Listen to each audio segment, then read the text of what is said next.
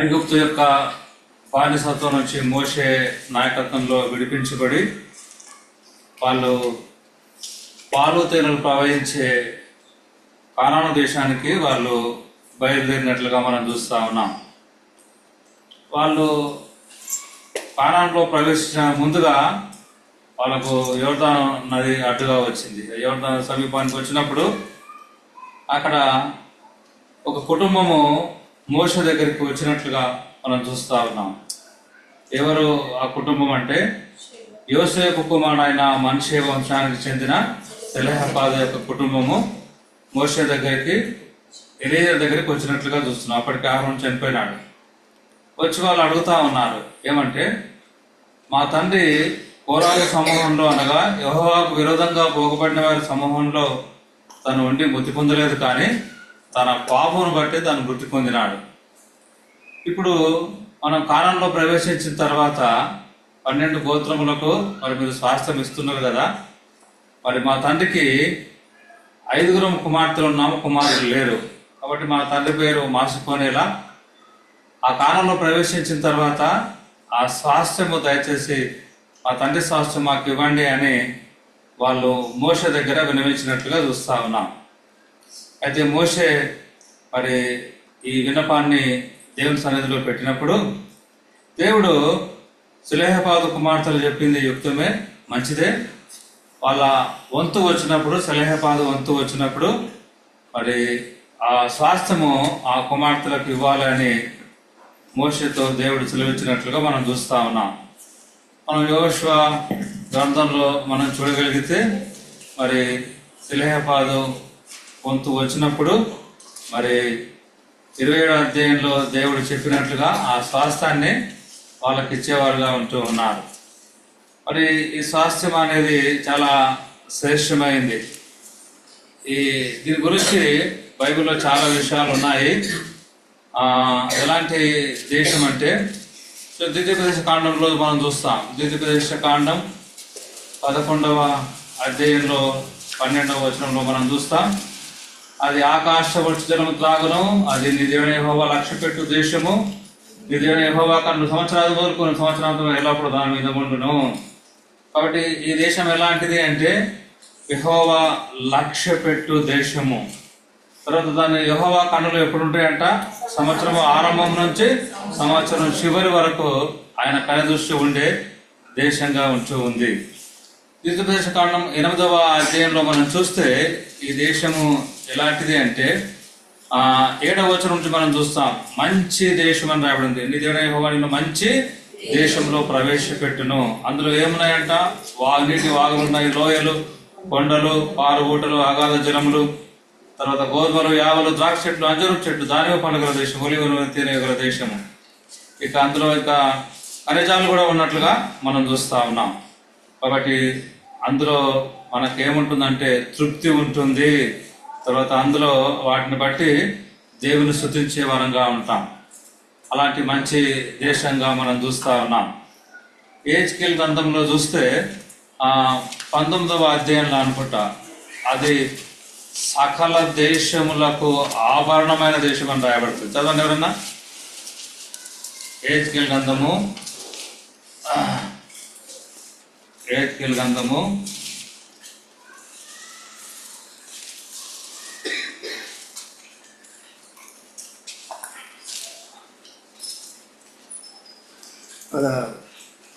19 చదవండి బాబు.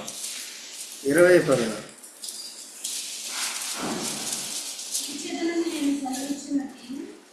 20వ అధ్యాయము 6వ వచనం కూడా ఉంటుంది. వారిని ఐగుప్తులో నుండి తప్పించి వారి కొరకు నేను విచారించినది, పాలు తేనెలు ప్రవహించినది, సకల దేశములకు ఆభరణమైన దేశం. ఈ దేశం ఎలా అంటే సకల దేశములకు ఆభరణం. ఆభరణం అంటే విలువైందా, విలువలేదా? విలువైంది. అంటే అన్ని దేశములకు ఈ దేశం చాలా విలువైనదిగా ఉంటూ ఉంది. తర్వాత ఇందులోనే రాయబడింది, అది పాలు తేనెలు ప్రవహించే దేశం. కాబట్టి ఇట్టి మంచి దేశమును మరి ఎవరైనా వద్దనుకుంటారా కదా? ఎవరైనా కావాలనుకుంటారు. కాబట్టి ఈ అమ్మాయిలు, ఈ సెలెహపాదు కుమార్తెలు అట్టి దేశము మాకు కావాలి ఆ దేశంలో మాకు స్వాస్థ్యం కావాలి అని వాళ్ళు అడిగినప్పుడు మరి సెలహాబాద్ కుమార్తెలు చెప్పింది యుక్తమే. వాళ్ళ వంతు వచ్చినప్పుడు వాళ్ళ స్వాస్థ్యం వాళ్ళకి ఇవ్వాలని ప్రభు చెప్పినట్లుగా మరి ఆ యోషువ నాయకత్వంలో వాళ్ళు కనాను చేరినప్పుడు ఆ వంతు వచ్చినప్పుడు ఈ స్వాస్థ్యాన్ని వాళ్ళు పొందుకునేవారుగా ఉంటూ ఉన్నారు. అయితే మనం ఇప్పుడు ఆరాధన సమయంలో ఉన్నాం కాబట్టి ఆరాధనకు సంబంధించిన కొన్ని మాటలు ఈ వచనాల్లో మనం చూస్తాం. ఇక్కడ సెలహాబాద్కు ఎంతమంది కుమార్తెలు ఉన్నారు? 5 కుమార్తెలు ఉన్నారు. ఈ 5 కుమార్తెల పేర్లలో చాలా మంచి ఆత్మీయమైన అర్థం ఉంది. పాపి అయిన మానవుడు ఏ విధంగా పరిశుద్ధుడిగా తీర్చిబడి ఏ విధంగా ఒక దినాన మరి మధ్యాకాశంలోకి ఎత్తబడతాడు, తర్వాత ఎత్తబడుతుంది సంఘము, తర్వాత గొర్రెపిల్ల వివాహోత్సవం ఎట్లా ఉంటుంది, తిరిగి వాళ్ళు మరి హనీమూన్ మరి నూతన యెరూషలేము అనే ఆ పరిశుద్ధ పట్టణానికి వాళ్ళు ఎట్లా వెళ్తారు అనే ఈ ఆత్మీయమైన అర్థాలు ఈ పేర్లు రాయబడి ఉన్నాయి, మంచి గుర్తుపరచబడి ఉన్నాయి. ఇక్కడ మొట్టమొదటి పేరు ఏం పేరు అంటే మహలా. మహలా అంటే అర్థం ఏంటంటే మరి రోగము లేకపోతే వ్యాధి అని అర్థం. నోయ అంటే శలనము అని అర్థం. ఓగ్లా అంటే పక్షి అని, మిల్కా అంటే రాణి అని, తీర్సా అంటే సమాధానం. మళ్ళీ చెప్తాను, మహలా అంటే రోగము లేకపోతే వ్యాధి, నోయ అంటే చలనము అని, ఓగ్లా అంటే పక్షి అని, మిల్కా అంటే రాణి అని, తీర్సా అంటే సమాధానం అని. పాపి అయిన మానవుడు ఎట్లా ప్రభావం చెందుతున్నాడో అనే విషయాన్ని ఇందులో మనం చూస్తూ ఉంటూ ఉన్నాం. అయితే మనం ఆరాధన సమయంలో ఉన్నాం కాబట్టి ఆరాధన సంబంధించిన పేరు చూస్తాం. మొట్టమొదటి పేరు ఏం పేరు? మహలా. మహలా అంటే అర్థము వ్యాధి లేకపోతే రోగం అని అర్థం. అయితే దేవుడు మనుషుల్ని పుట్టించినప్పుడు వ్యాధిగ్రస్తులుగా రోగగ్రస్తులుగా వాళ్ళని పుట్టించలేదు. ప్రసంగి గ్రంథము 7వ అధ్యాయం చివరి వచనంలో ఇదొకటి మాత్రం నేను కనుకుంటుని, దేవుడు నరులను యథార్థవంతులుగా పుట్టించను కానీ వాళ్ళ విధమైన తంత్రములు కల్పించుకున్నారు అని. ఆదికాండం 1వ అధ్యాయంలో చూస్తాం, మన స్వరూపంలో మన పోలిక చొప్పున అని. ఇప్పుడు దేవుని పోలికలో ఒకటి ఏంటంటే ఆయన పరిశుద్ధుడు కదా, ఆయన యథార్థవంతుడు. మరి మనుషుల్ని కూడా పరిశుద్ధులుగా యథార్థవంతులుగానే ఆయన పుట్టించినాడు. అయితే వాళ్ళ మీద తంత్రములు కల్పించుకున్న కారణాన్ని బట్టి మరి దేవుని యొక్క ఆజ్ఞను అతిక్రమించిన కారణాన్ని బట్టి మానవుల్లోకి పాపమును బట్టి రోగమును బట్టి మరణము వచ్చినట్లుగా మనం చూస్తూ ఉంటూ ఉన్నాం. మొట్టమొదటి పాపమును బట్టి రోగమును బట్టి మరణం వచ్చినట్లుగా చూస్తూ ఉన్నాం. ఇక్కడ పేరు మహలా మరి మంచిగా ఉంది. తన ఆత్మీయమైన అర్థం చూస్తే చాలా విచారంగా మనకు కనిపిస్తూ ఉంది, రోగము లేకపోతే వ్యాధి అని. అయితే ఈ అమ్మాయి మరి పుట్టుకతోటే రోగంతో పుట్టినట్లుగా మనం చూస్తూ ఉన్నాం. పుట్టుకతోటే రోగంతో పుట్టింది. మన జీవితంలో కూడా పుట్టుకతో మనం ఎట్లా పుట్టినాము? కీర్తన 51 అధ్యాయం 5వ వచనంలో దావీదేమంటాడు, నేను పాపంలో పుట్టిన నా తల్లి నన్ను పాపంతో కన్నదే అంటాడు. అంటే మన జీవితంలో మనం కూడా ఈ అమ్మాయిలాగా ఆ అమ్మాయి పుట్టుకతోటే రోగంతో పుట్టినట్లుగా మన జీవితంలో పుట్టుకతోటి మనం కూడా ఎట్లా పుట్టినాము? పాపంలో పుట్టినాము. ఎవరు పుట్టినారు పాపంలో అంటే? రోమి రాష్ట్రపత్రిక 3వ అధ్యాయం 7వ వచనంలో ఏ భేదం లేదు, అందరూ పాపం చేసి దేవుడు అనుగ్రహించిన మహిమను పొందలేకపోతున్నారు. అంటే లోకంలో చాలా భేదాలు ఉన్నాయి. ఆస్తి అంతస్తులు, ప్రాంతీయ, కుల, జాతి భేదం, అన్ని భేదాలు ఉన్నాయి. అయితే పాపం దృష్టికి వస్తే ఏ జాతి అయినా, ఏ కులమైనా, ఏ భాష అయినా, ఏ ప్రాంతమైనా అందరూ మరి పాపంలో పుట్టినారు. పాపం చేస్తే ఏమవుతుంది? ఏలైనా పాపం వచ్చే జీవితం మరణం అని రాయబడి ఉంది. కాబట్టి అందరిలో పాపం ఉంది, జన్మకర్మ పాపము. ఈ పాపమును బట్టి మనం అందరం కూడా దైవోగ్రతకు పాత్రలమైన ఈ పాపం వలన ఒక దినాన మనం ఏం చేస్తున్నాం? నిత్య నరకానికి వెళ్ళిపోయే వారంగా ఉంటూ ఉన్నాం. మరి ఈ మహలా జీవితంలో చూస్తే ఈ శ్రేష్టమైన కానాల్లో ప్రవేశించాలి అంటే ఈ పాప రోగంతో ఆమె అందులోనికి పోలేదు. ఆ పాప రోగం నుంచి ఆమె స్వస్థత పొందేది అక్కడికి వెళ్ళగలిగితే ఆ దేశమును ఆమె మరి రుచించగలుగుతా ఉంది, దేవుని నామాన్ని మయంపరచగలుగుతా ఉంది. కాబట్టి మనలో ఉండే ఈ పాప రోగం అనేది, ఈ పాప నైజం అనేది మరి తీసివేయబడాలా అనే విషయాన్ని దీని ఒక వాక్యంలో మనం చూస్తూ ఉంటూ ఉన్నాం. అందరిలో పాపం ఉంది, పాపను బట్టి దైవోగ్రతకు మనం పాత్రలంగా ఉంటూ ఉన్నాం. అయితే ఈ పాపం అనేది మన జీవితంలో సరైన సమయంలో ఈ పాప రోగమును మనం తీర్చేసుకోలేకపోతే ఇది చాలా మరి విచారకరమైన పరిస్థితుల్లోనికి మనం ఏం చేస్తుందంటే నెట్టివేసేదిగా ఉంటూ ఉంది. కాబట్టి మనలో ఉండే లోకంలో చూస్తే చాలా రోగాలు ఉన్నాయి కదా, రకరకాల రోగాలు ఉన్నాయి. భయంకరమైన రోగం ఏంటిది ఈ దినాల్లో? మామూలు శరీర సంబంధమైన రోగాల్లో క్యాన్సర్, ఎయిడ్స్ కదా, ఈ దినాల మధ్యలో వచ్చిపోయిన కరోనా కదా. కరోనా కూడా చాలా డేంజరే. అన్నిట్లకంటే కూడా కరోనా అంటేనే చాలా భయంకరమైనది కదా. నాకు కూడా వచ్చింది కరోనా, 2 times వచ్చింది. నేను మంచిర్యాలలో సేవ చేసేటప్పుడు ఇక్కడ అంబర్పేటలో ఒక మ్యారేజ్ చేసినాను. తార్నాక సివిల్ బజార్ దగ్గర మ్యారేజ్ ఎక్కువ చేస్తూ ఉంటాను నేను. అక్కడ ఒక మ్యారేజ్ చేసినాము కరోనా టైంలో. నాకు వచ్చి కరోనా టైంలో మా ఇద్దరికి వచ్చింది. మా ఢిల్లీ నుంచి వచ్చింది. అక్కడ నుంచి మంచిర్యాల పోయినాను. మా పాపకు, నాకు కూడా, నాని బట్టి మా పాపకు, మా భార్య కూడా వచ్చింది. దాదాపు మరి చాలా రోజులు సఫర్ అయినాను. 500 కిలోమీటర్లు మంచిర్యాల టు కర్నూలుకి నా వెహికల్లో డ్రైవింగ్ చేసుకుంటూ పోయినాను. అక్కడ ఒక 20 days ఉన్నాము. మరి దేవుడు మా వల్ల మరి మాకు క్షేమం కలిగింది. మా బామ్మడి ప్రొఫెసర్ కర్నూలు మెడికల్ కాలేజీలో, ఇక ఆయన దగ్గర ట్రీట్మెంట్ తీసుకున్నాం, సేవ్ అయినాం.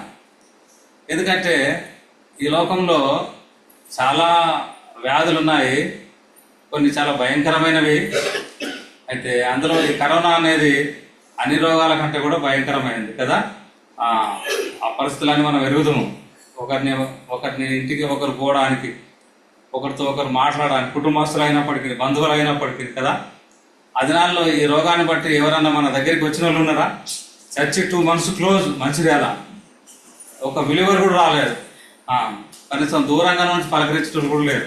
చూడండి ఎంత విచారమైన సంగతి. మరి చనిపోతే మరి బంధువులు కూడా లేరు దగ్గర. ఎవరు ఉన్నారా? ఎవరు లేరు. ఒక సేవకు బెంగళూరులో చనిపోతే కుటుంబస్తులందరూ కరోనా ఉంది. సంఘాస్తులు ఎవరన్నా ఇట్లాంటి పిల్లలు ఒక 5-6 మంది తీసుకెళ్లి సమాధి చేసినారు. చూడండి, కరీంనగర్ ప్రసాద్లో చనిపోతే అక్క హాస్పిటల్లో ఉంది, కుమార్తె అమెరికాలో ఉంది. అన్న తర్వాత వాళ్ళ అన్న విల్సన్ అని ఉంటాడు, ఆయన అడిషనల్ ఎస్పీ రిటైర్డ్. వాళ్ళకు కొంతమంది సంఘాస్తులు, ఆయన మామూలుగా చనిపోతే దాదాపు ఒక 5-6 వేల మంది సమాధికి అటెండ్ అయ్యేవాళ్ళు. కానీ విచారకరమైన విషయం ఏంటంటే ఒక 57 మంది ఉన్నారు. అంటే అంత భయంకరమైన దినాల్లో మనం ఉంటూ వచ్చినాం గత 3-4 సంవత్సరాల కిందట. అయితే ఇలాంటి రోగాలన్నీ కూడా ఏం చేస్తాయంటే మనుషుల్ని శరీరకంగా చంపివేస్తాయి. అయితే యేసుక్రీస్తు ప్రభునందు విశ్వాసం ఉంచి ఏ రోగంతో చచ్చిపోయినా ఈ శరీరాన్ని చంపివేస్తాయి. కానీ యేసు ప్రభునందు విశ్వాసం ఉంచడం ద్వారా యోహాను సువార్త 5:4లో నా మాట వినని పంపేవాడు విశ్వాసం ఉంచువాడు నిత్య జీవం గలవాడు, వాడు తీర్పులో రాక మరణంలో జీవితాడు మీతో నిశ్చయముగా చెప్పుచున్నాను. ఎవరు యేసుక్రీస్తు ప్రభునందు విశ్వాసం ఉంచి పాపం క్షమించబడిందో ఈ శరీర సంబంధమైన రోగాలు ఈ శరీరాన్ని చంపివేస్తాయి. కానీ ఇందులోని ఆత్మను మాత్రము చంపివేయలేవు. ఇందులోని ఆత్మ ఎక్కడికి పోతుందంటే వాళ్ళు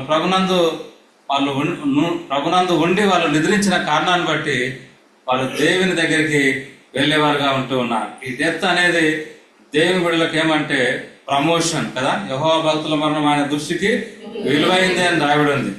కాబట్టి ఈ మరణము గుండా వాళ్ళు దేవుని దగ్గరికి పోయేవారుగా ఉంటూ ఉన్నారు కదా.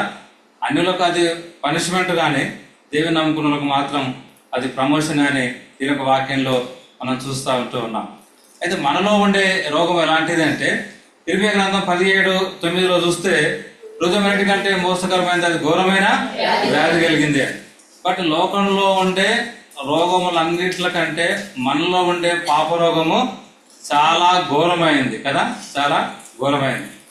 ఈ వ్యాధి అనేది ఏం చేస్తుంది అంటే యెషయా గ్రంథము 1వ అధ్యాయము 5-6 వచనాల్లో చూస్తే అరకాలు మొదలుకొని తల వరకు కొంచెం కూడా స్వస్థత లేదు. ఇక్కడ చూసిన గాయములు, పుండ్లు, దెబ్బలు, అవి పచ్చుకులు, అవి పిండబడడానికి కట్టబడడానికి తైలం చేత కట్టబడడానికి వీలు లేకుండా ఉంది అంట. ఫస్ట్ హృదయంలో ఉంటుంది. ఈ ఘోరమైంది, చాలా ఘోరమైంది.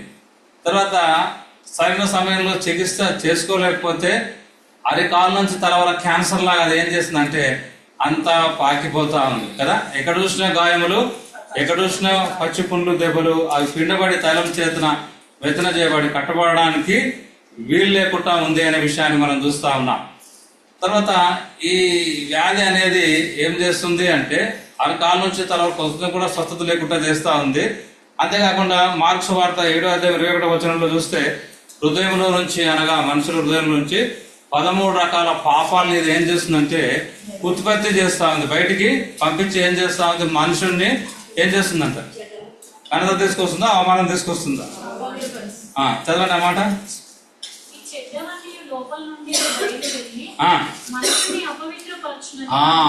మనుషుల్ని అపవిత్రపరచును, నీతి జనంలో ఘనతకి ఇక్కడ కారణమగును, పాపం ప్రజలకు అవమానం తీసుకొచ్చిన రాయబడి ఉంది. కాబట్టి ఇవన్నీ కూడా మన హృదయం నుంచి బయటికి వెళ్ళి మనం ఏం చేస్తాయంట, అపవిత్ర పరుస్తా ఉన్నాయి. కాబట్టి ఇలాంటి దుస్థితిలో ఉండే ఈ మానవుని దగ్గరికి ఎవరైనా రాగలుగుతారా? కదా, కరోనా ఉంటే ఎవరు రాలేదు, ఎవరైనా వచ్చినారా? అట్లా ఇలాంటి దుస్థితిలో మనం ఉంటే మన దగ్గరికి ఎవరైనా వస్తారా? ఎక్కడ చూసినా గాయములు, ఎక్కడ చూసినా పుళ్ళు కదా. ఉస్మానియా హాస్పిటల్కి పోతే బర్న్ అయిన వాళ్ళు, కాలిపోయిన వాడికి ఎవరైనా వెళ్ళగలుగుతారా? అందులో నుంచి పక్క నుంచి పోతుంటేనే మనకేమవుతుంది, భయపడిపోతూ ఉంటాం. అలాంటిది మన హృదయంలో నుంచి అంతా కూడా ఇంత కంపు వాసన వస్తూ ఉంటే మన దగ్గరికి చేరడానికి, మనతో మాట్లాడడానికి ఎవరైనా ఇష్టపడతారా? యువత దగ్గరికి ఎవరైనా రావడానికి ఇష్టపడ్డారా? స్నేహితులు ముగ్గురు ఏం చేసినారు, దూరంగా ఉండి చూస్తూ వచ్చినారు కదా, మనలో ఉండే వ్యాధి అనేది మనని ఎలాంటి దుస్థితిలోనికి నెట్టివేసిందో అనే విషయాన్ని మనం చూస్తూ ఉన్నాం. ఇర్మియా గ్రంథంలో మన 30వ అధ్యాయంలో మనం చూస్తాం. ఇర్మియా గ్రంథం 30వ అధ్యాయంలో చూస్తే ఇక్కడ ఇర్మియా గ్రంథము 30వ అధ్యాయంలో మనలో ఉండే ఈ వ్యాధిని బట్టి ఇంకా మన పరిస్థితి ఎట్లా ఉందంటే,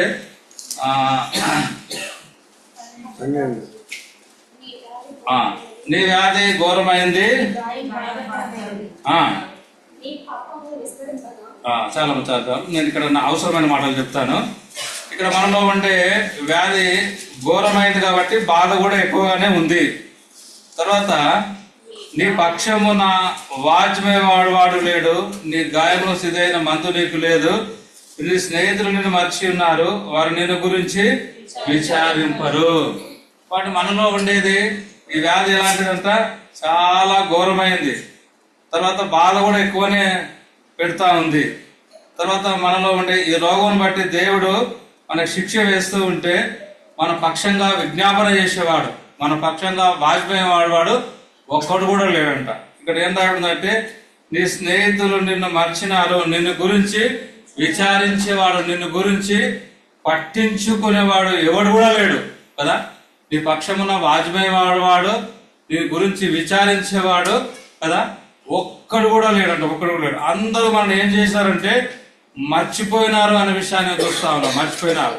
మన స్థితి ఎట్లా ఉందంటే, యెరూషలేము నుంచి యెరికో పట్టణానికి పోతున్న ఆ యవనస్తుడు దొంగల చేత కొట్టబడి కదా, వస్త్రములు తోచుకొనబడి, మరి గాయముల చేత కొన ప్రాణంతో ఎట్లా ఉక్కిరిబిక్కిరి ఆడుతూ ఉన్నాడో మన పరిస్థితి కూడా అట్లే ఉంది అనే విషయాన్ని దేని వాక్యం జ్ఞాపకం చేస్తా ఉంది.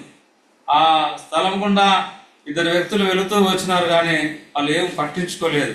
అయితే ఆ మంచి సమరయుడు వచ్చినాడు. అక్కడ ఒక మంచి మాట రాయబడి ఉంది, అతను పడి ఉన్న చోటికి వచ్చి.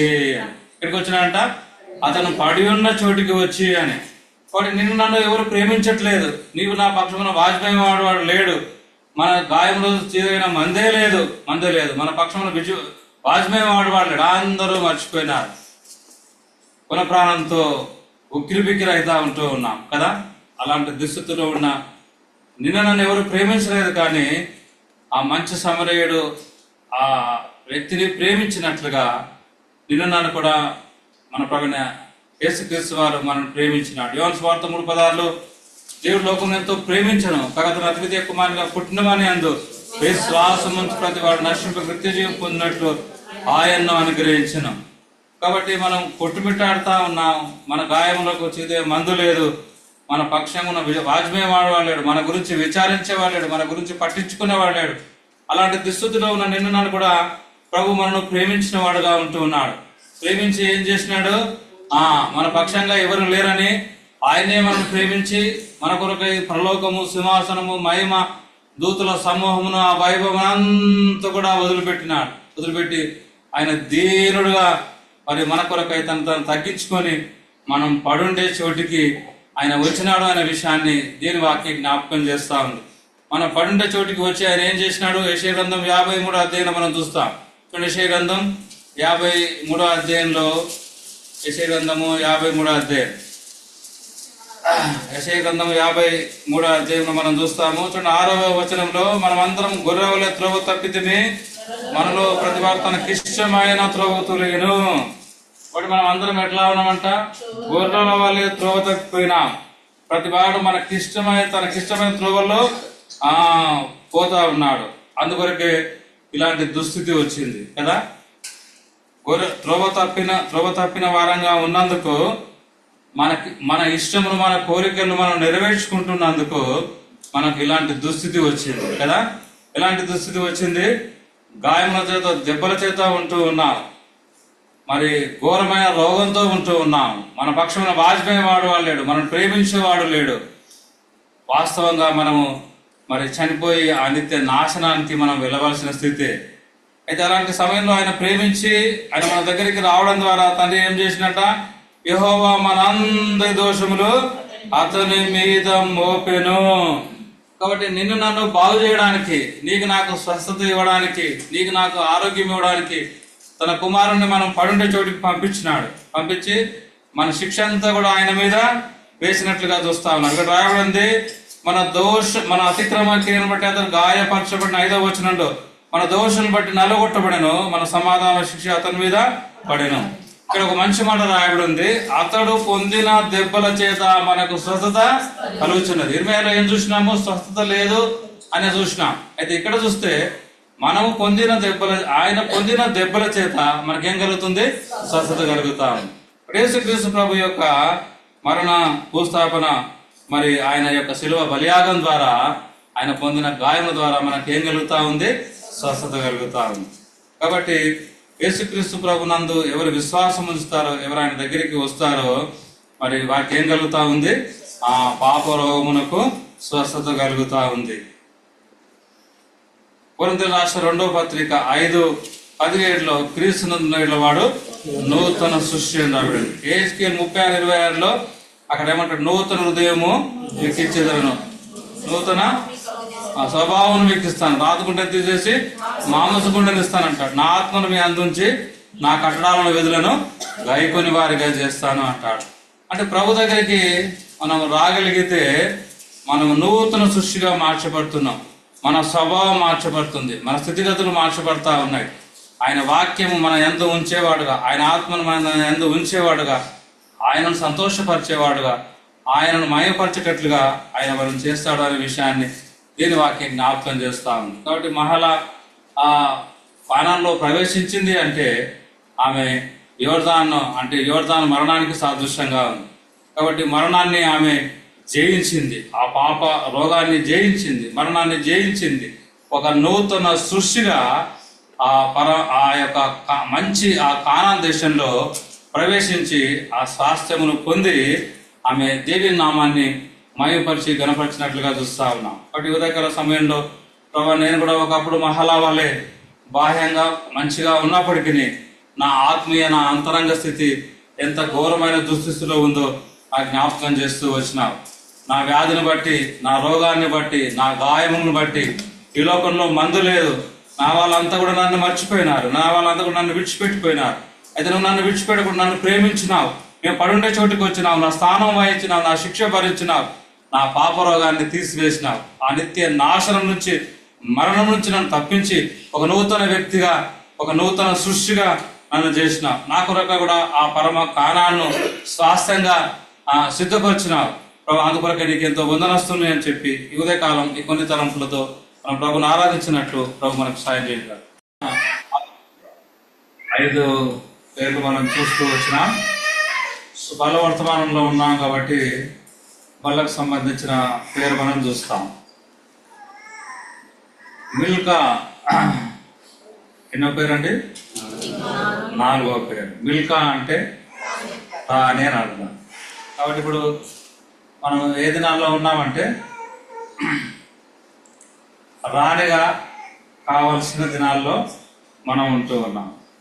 రాణిగా కావలసిన దినాల్లో మనం ఉంటున్నాం. పెళ్లి కుమార్ యేసుక్రీస్తు వారు పెళ్లి కుమారుడు అయితే సంఘము పెళ్లి కుమారుడు. ఆయన రాజు అయితే మనము రాణి. కాబట్టి రాణి ఎట్లా అవుతుంది అనేది మనం ఎరగాలి. మొట్టమొదట చూస్తే పెళ్లి కుమార్తె విషయంలో మొట్టమొదట కన్యక,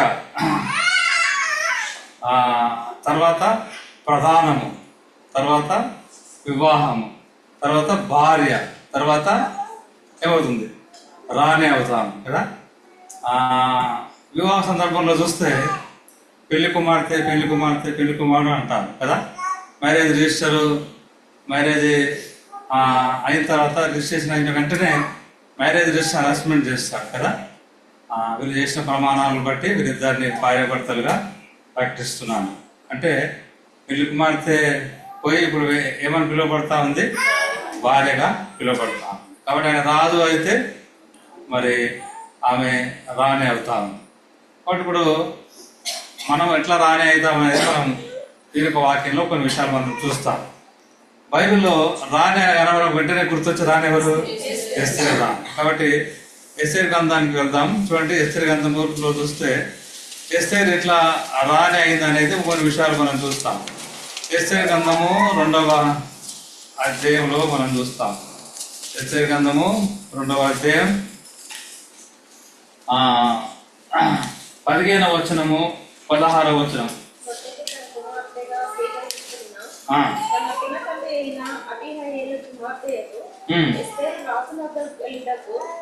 వచ్చినప్పుడు స్త్రీలను కాయు రాజు యొక్క చంద్రుడైన హేగే నిర్ణయించిన అలంకారము గాక ఆమె మరి ఏమీ కోరలేదు. ఎస్తేరును చూచిన వారందరికీ ఆమె ఎందుకు దయపుట్టెను. ఈ ప్రకారం ఎస్తేరు రాజు అయిన అహష్వేరోషు ఏలుబడి యందు 7వ సంవత్సరమున నెబెతు అను 10వ నెలలో రాజు నగరంలోనికి అతను ఎత్తుకుపోగా స్త్రీలందరికంటే రాజు ఎస్తేరును ప్రేమించును. కన్యకలందరికంటే ఆమె అతని వలన దయాదాక్షిణ్యములు పొందెను. అతడు రాజకిరీటము ఆమె తల మీద ఉంచి ఆమెను వస్తీకి బదులుగా రాణిగా నియమించాడు. వస్తీకి బదులుగా రాణిగా నియమించాడు. ఇక్కడ మొదటి అధ్యాయంలో చూస్తే ఈ అహష్వేరోషు మహారాజు హిందూ దేశం మొదలుకొని కూషు దేశం వరకు 127 సంవత్సరాల్లో ఆయన ఏర్పడి చేస్తా ఉన్నారు. అయితే ఆ దినాల్లో రాజులేమంటే వాళ్ళ కలిగిన మరి ఐశ్వర్య ప్రభావాల్ని, మహాత్య దేశాన్ని, వాళ్ళ ఘనతల్ని మరి అనేక దినములు వాళ్ళు ఏంటంటే కనపరుచుకునే వాళ్ళు. అనేక దినాలు వాళ్ళ కలిగిన వాళ్ళ స్థితిగతుల్ని ఏమంటే చూపించుకునే వాళ్ళు, అందరినీ మరి ఆహ్వానించి చూపించుకునేవాళ్ళు. అయితే ఈ రాజులు చూపించేటోళ్ళు కానీ ఇచ్చేటోళ్ళు కాదు. ఏమండి, ఈ రాజు తన కలిగిన ఘనత, తన కలిగిన ప్రభావము, ఈ మహాదేశం అంతా కూడా పుట్టి చూపించినోడే. చూపించి మళ్ళా తన దగ్గర ఉంచుకునేవాడు కానీ ఇచ్చినోడు కాదు. అయితే మన రాజు ఎట్లాంటి వాడు? ఇచ్చేవాడు కదా. జయించేవాడు నాతో కూడా నా సింహాసనం మందు కూర్చుంటేవాడు. ఏమన్నా సింహాసనం ఇస్తాడా? చచ్చిపోతూ కూడా అందరూ సింహాసనంలో చచ్చిపోవాలనుకుంటాడు కదా. అధికారం అంటే, సింహాసనం అంటే, ఘనత అంటే అంత పిచ్చి ఉంటారు కదా. కానీ ఈ రాజులు ఇచ్చేటోళ్ళు కాదు, కానీ మన రాజు అయితే ఇచ్చేవాడు. అయితే ఇక్కడ ఈ రాజు మరి చాలా దినాలు అట్లా అగుపరుస్తూ వచ్చినాడు. చాలా మంచి విందు కూడా చేస్తూ వచ్చినాడు. అయితే ఆ విందులో తన భార్య వస్తే చాలా సౌందర్యవతి. ఆమె సౌందర్యమును కూడా అందరు చూడాలని ఆయన తలంచి ఆమెను ఆహ్వానించినాడు ఆ విందులోనికి. అయితే విచారకరమైన విషయం ఏంటంటే ఆమె రాలా. వాళ్ళ పద్ధతి ప్రకారంగా మరి రాజులు మాత్రమే స్త్రీ ఆ రాణి ముఖం చూడాలి, కానీ వేరే వాళ్ళు చూడవద్దు. మన దగ్గర కూడా కొంతమంది అట్లా పద్ధతి ఉంది. ఎవరికి? ముస్లిమ్స్ బుర్కా పద్ధతి కదా. బయటికి వెళ్ళినారంటే బుర్కా వేసేస్తున్నారు కదా. ఓన్లీ కళ్ళు మాత్రమే కనిపిస్తాయి, చేతులు కూడా కనిపించవు. చేతులు కూడా గాజులు వేసుకుంటా ఉంటారు కదా. కాబట్టి ఓన్లీ కళ్ళు మాత్రమే కనిపిస్తాయి. అది వాళ్ళ పద్ధతి. ఇక్కడ వాళ్ళ పద్ధతి ప్రకారంగా ఆమె ఏం చేసిందంటే, రాజు పిలిచినప్పటికీ ఆమె తృణీకరించింది. నేను రాను, అది మా పద్ధతి కాదు, మన సంస్కృతి, మన పద్ధతి కాదు, తృణీకరించింది. అప్పుడు అక్కడ ఉన్న వాళ్ళు ఏమంటారంటే, ఇంతమంది ముందు రాజు భార్య రాజు మాట వెళ్ళి తృణీకరించింది, అవమానపరిచింది. కాబట్టి రేపు మా ఇళ్ళకి వెళ్ళిన తర్వాత మా భార్య ఏం చేస్తారు, తృణీకరిస్తుంది. రానే తృణీకరించింది నువ్వెంత అని అంటారు. కాబట్టి ఈమెకి ఏదన్నా పనిష్మెంట్ ఇవ్వాలి అని చెప్పేసి ఏం చేస్తారంటే, ఆ రాణి యొక్క సింహాసనం పదవి నుంచి ఆమెను తొలగించేస్తారు. కిరీటం తీసేసి సింహాసనం తీసేసి ఆ పదవి నుంచి ఆమెను తొలగించేస్తారు. ఇప్పుడు ఆమె మామూలు ఎక్స్ రాణి అయిపోయింది కదా, ఎక్స్ రాణి అయిపోయింది. ఇప్పుడు చరిత్ర ఏం చెప్తా అంటే, అలెగ్జాండర్ మీద యుద్ధానికి పోయి ఆ యుద్ధంలో ఓడిపోయి సంధి చేసుకొని తిరిగి రిటర్న్ వస్తాడు. ఏళ్ళకు కప్పం కడతానని చెప్పేసి సంధి చేసుకొని వస్తాడు. యుద్ధంలో ఓడిపోయినాడు, భార్య లేదు, చాలా నిరాశ నిస్పృహతో ఈ రాజు ఉంటాడు, ఒంటరిగా ఉంటాడు. యవనస్తులు ఒంటరిగా ఉంటే పెద్దలు ఏమంటారు, ఏంద్రా ఎంతకాలం ఒంటరిగా ఉంటావు, చేయి కాల్చుకుంటావు అంటే అర్థం ఏంటంటే, ఎంతకాలం ఒకటి వంట చేసుకుంటావు, భార్య వస్తే వండి పెడితే మంచిగా ఉంటారు కదా, తొందరగా పెళ్లి చేసుకోరా బాబు అంటారు. అంటారా లేదా? ఏం మాట్లాడతారు పిల్లలు? అంటారు. అబ్బాయిలు అయినా అంటారు, అమ్మాయిలు కూడా అంటారు. ఈయన ఒంటరిగా ఉన్నాడు కాబట్టి, నిరాశతో ఉన్నాడు కాబట్టి స్నేహితులు వచ్చారు, ఎంతకాలం ఒంటరిగా ఇట్లా ఉంటావు, ఎంతకాలం బాధపడతావు. మాకు ఒక ఐడియా వచ్చింది. ఏమంటే, 127 సంస్థానంలో ఉన్న అందమైన కన్యకలందరినీ కూడా షూషాన్ కోట అంతఃపురానికి చేరుస్తాం. అక్కడ ఏగే అనే వ్యక్తిని అసిస్టెంట్ ఉన్నాడు కదా, ఆయన వశానికి అప్పగిస్తాం. వాళ్ళు శుద్ధి కొరకు సుగంధ ద్రవ్యములు వేరు వేరు పదార్థాలను వాళ్ళకి ఇస్తాం. వాళ్ళు 1 సంవత్సర కాలము ఆ ఏగే వశంలో ఉండిన తర్వాత, ఏగే వశంలో నుంచి నీ అంతఃపురంలోనికి వచ్చినప్పుడు ఏ కన్యక నువ్వు ఇష్టపడతావో, ఏ కన్యక నీకు అందంగా కనిపిస్తుంది, ఏ కన్యక నువ్వు ఇష్టపడతావో నీకు భార్యగా అవుతుంది అని ఒక సలహా రాజుకి ఇస్తారు. ఈ 4వ వచనంలో ఏం రాయబడుతుందంటే, ఈ మాట రాజునకు అనుకూలమైన కనుక అది ఎలాగో జరిగించాను. రాజుకు ఈ మాట అనుకూలమైంది, వాడు వెంటనే ఓకే అన్నాడు. ఇప్పుడు షూషాన్ కోట అంతఃపురంలో నుంచి ఒక జీవో జారైపోయింది. ఏమంటే, అందమైన కూతుళ్ళు కలిగిన తల్లిదండ్రులందరూ కూడా వాళ్ళ కూతుళ్లను షూషాన్ కోట అంతఃపురానికి పంపిస్తే సంవత్సర కాలం పాటు అందులో వాళ్ళు ఉంటే రాజు ఎవరిని ప్రేమిస్తాడో ఆమె రాణిగా అవుతుంది అని ఒక జీవో జారైతే, అప్పుడు అందమైన కూతురు కలిగిన తల్లిదండ్రులు ఏమనుకుంటారు? జీవో చూసి మౌనం అనుకుంటారా? ఏదైనా జాబ్ పడితే ఏమంటారు? వెంటనే కాంప్లికేషన్ ఉంది, అప్లై చేయి తొందరగా అంటారు లేదా? అంటారు. కాబట్టి ఈ రాణి అంటే మరి ఒక దేశంలో అత్యున్నతమైన పోస్ట్. నెంబర్ 1 ఎవరు దేశానికి? రాష్ట్రపతి. సెకండ్ ప్రధానమంత్రి కాదు, మనకి ఇప్పుడు ఎవరున్నారు? ముర్ము ఉంది, లేడీ ఉంది. నెక్స్ట్ ఆమె భర్త ఉండో చచ్చిపోయింది నాకు తెలియదు, కానీ ఉంటే భర్త ఉంటే సెకండ్ స్థానం ఆయనకు వస్తుంది కదా. అమెరికా అధ్యక్షుడు అంటే ప్రథమ పౌరుడు, సెకండ్ ఎవరికి వస్తుంది అంటే వాళ్ళ భార్యకు వస్తుంది, ట్రంప్ భార్యకు వస్తుంది. అట్లా దేశంలో నెంబర్ 1 రాజు, 2వ స్థానం ఎవరికి వస్తుంటే వాళ్ళ భార్యకు వస్తుంది. కాబట్టి ఇది ఎన్నో పోస్ట్, ఇది దేశంలో ఎన్నో స్థానం? 2వ స్థానం. అంటే చాలా అత్యున్నతమైన స్థానం. అలాంటి స్థానంలో మా కూతురు ఉంటే బాగుంటుంది అనుకుంటారు లేదా? అనుకుంటారు. ఎవరు ఏ తల్లిదండ్రులకైనా ఉంటుంది. కాబట్టి అందరినీ గబగబా ఆ జీవో విడుదలైన వెంటనే అందరి వాళ్ళ కూతురులను సిద్ధపరిచి షూషాన్ కోట అంతఃపురానికి పంపించినారు.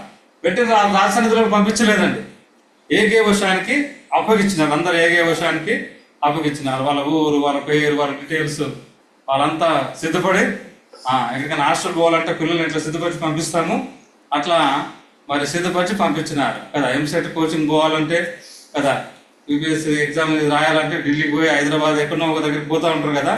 అన్ని శుభ్రంగా పెట్టి చదివి పంపించినట్లుగా వీళ్ళు కూడా శుభ్రంగా అన్ని చదివి చక్కగా ఆ ఏగే వశం పోయి అప్పగిచ్చేసి వచ్చినారు. ఇప్పుడు కన్యకలందరూ కూడా ఏగే ఉండే అంతఃపురంలోనికి చేర్చిపెట్టినారు. రాజు ఒక అంతఃపురంలో ఉన్నాడు, ఏగే ఒక అంతఃపురంలో, ఆ అంతఃపురంలో కన్యకలందరూ కూడా చేర్చిపెట్టినారు.